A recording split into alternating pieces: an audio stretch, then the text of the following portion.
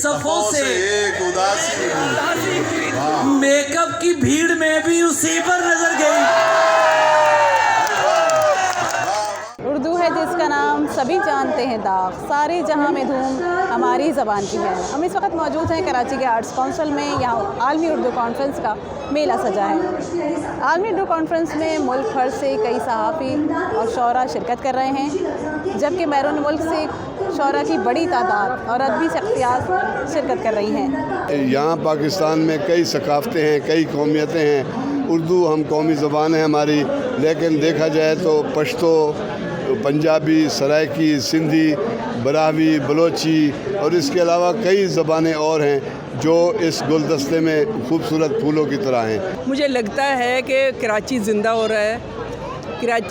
कराची की पुरानी अदबी रवायात ज़िंदा हो रही हैं और चारों सूबों के राइटर यहाँ एक दूसरे से मिलते हैं, इंटरेक्शन होता है और बहुत कुछ हम आपस में अदब के लिहाज से भी, समाज के लिहाज से भी एक्सचेंज करते हैं। इस इवेंट का हर साल बहुत शिद्दत से इंतज़ार रहता है। बड़े शुअरा को और अदीबों को, शायरों को सुनने का मौका मिलता है और फ़नून लतीफ़ा के जितने भी लोग हैं वाबस्ता, ख़ास तौर पे लिटरेचर को परसू करने वाले और लिटरेचर पढ़ने वाले लोग जो हैं, तो उनके लिए एक अच्छा एक इवेंट होता है ये।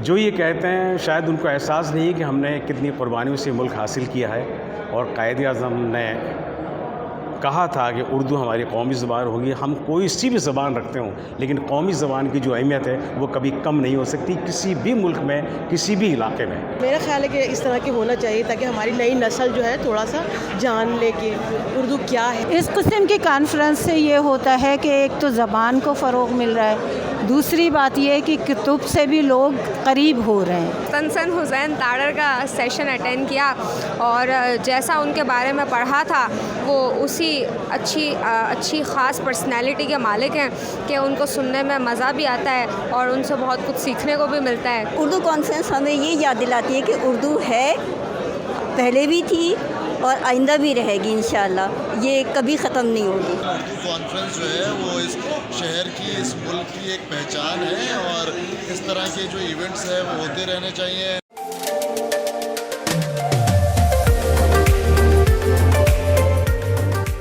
तीसरे दिन से दुनिया का सबसे बड़ा उर्दू का सकाफ़ती मेला जारी है, जिसमें उर्दू के अलावा सिंधी, पंजाबी, बलोची, पश्तो, सराइकी भी शामिल हैं और एक से एक सेशन हो रहे हैं। समाज पर गुफ्तगू हो रही है, सकाफ़त पर हो रही है, अदब पर हो रही है, ज़बान पे हो रही है, रक़्स है, मौसीकी है, कव्वाली है, मुशायरे हैं। बस एक सेलिब्रेशन 75 साल का चल रहा है पाकिस्तान का और पाकिस्तानी सकाफ़तों का सेलिब्रेशन हो रहा है। इस तरह के इवेंट्स जो हैं अगर पाकिस्तान में होते रहें तो ये हमारे अदब के लिए, हमारे सकाफ़त के लिए, हमारे सहाफ़त के फ़िरोग के लिए बहुत मददगार होता है। आलमी उर्दू कॉन्फ्रेंस जो है मुल्क में फेडरेशन की मजबूती की एक जंजीर बनी है कि चारों सूबों की कल्चर, चारों सूबों की ज़बानें जो हैं इनके साथ मुंसलिक हुई हैं। बहरहाल ज़बानें तो सारी मोहब्बत की ज़बानें होती हैं और मैं बुनियादी तौर पर पंजाबी ज़बान की प्रचारक हूँ, लेकिन उर्दू हमारी राब्ते की ज़बान है,